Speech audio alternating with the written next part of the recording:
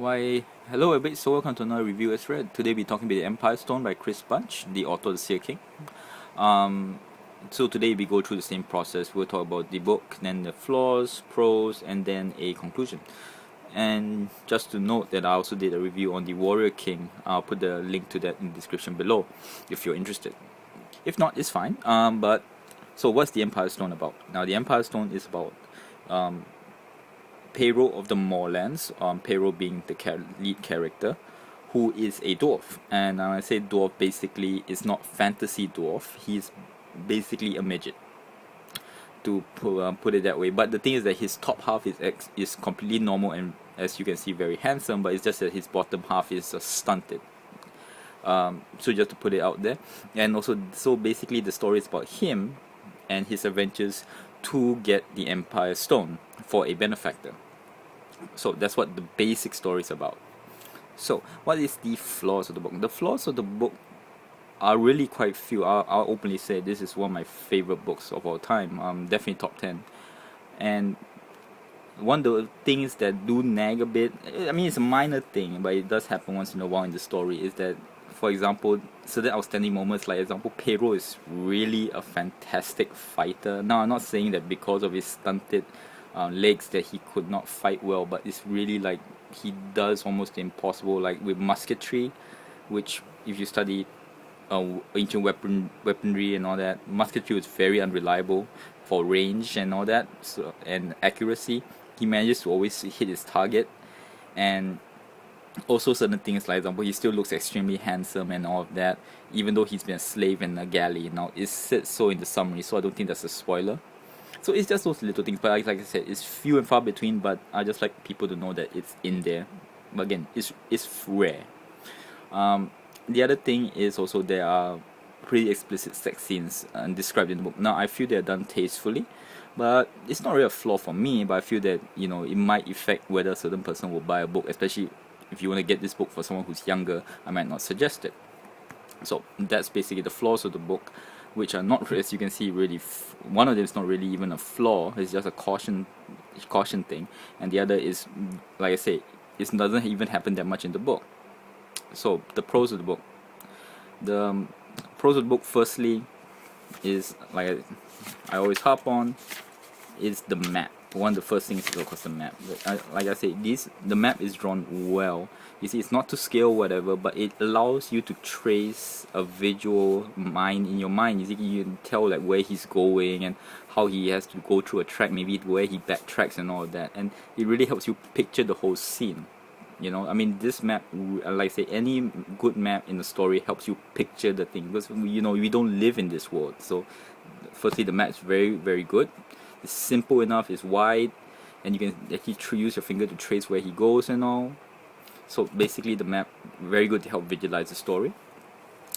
The main thing I would say about the book is that it really feels like several short stories that Chris Bunch had, which I guess maybe he just felt that he could not publish them as individual short stories, so he put them all together and unified them with Pero as the lead character in all these short stories. Because I must say, this book has a feeling of, it's many times that that warm feeling you get when you finish a book. This book had at least 2 or 3 times I felt that, because it felt that every story was unique, but yet it's part of the story. And the goal of the story, amazingly, most of it is not even about the Empire Stone. It's about his journey there. So it's like he goes to this place, he experiences this experience. So it's like I said, everything is basically a short story about all his adventures to it, which with just the Empire Stone as a backdrop to a goal. And that's all good. And the thing is that each of the stories is extremely good. Example, one of the stories take that whole thing where you enter I won't spoil it, but you enter a place and it's out of time and all that, and the choices that Pero are given and all, and how he reacts to it, it's just so heartwarming in the story. And and it also has so many other stories talking about example, fanaticism of religion and fake prophets and all that, and moral stories in there, how you deal with that. An example, do you sacrifice an innocent caravan owner who was rude to you, for example, and stuff like that.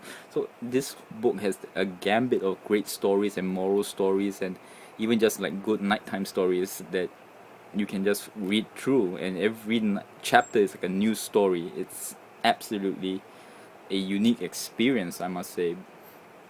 One thing I must note is that, example, if you want a big, what's a grandiose story, this is not it.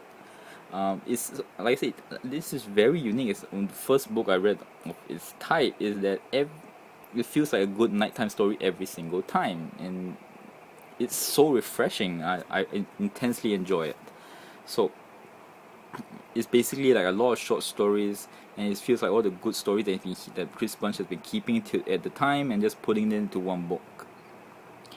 And also the point is that it's actually, because it's like a lot of short stories, a lot of the characters that he's with, he tends to just leave them for whatever reason, and all of them makes sense. Um, but it feels realistic because, let's be honest, how many friends have you known years ago that you left that you don't know what happened to them? It doesn't feel like some stories where it's a flaw, like what happened to that guy, because those stories, example, might involve a king which will affect the whole world, and so how can you not explain what happened to that guy? But in this one, many of the people he meets are, for example, a whore in this place, on that, and it's just a small part of the world. So if you don't know what happened to them, it's just natural. And also, is the thing is that that's the good thing of the story. It keeps its focus on the protagonist of Pero. So you're always learning to get really close to him. You learn how he feels, how he thinks. You get really close to the character. I must say, I look forward to reading this every night. So that's also another point, that the characters that are so real. Like I said, some of them, the stories go in the gambit of also moral stories and all, and fanaticism and all that. So people actually act like people in this book.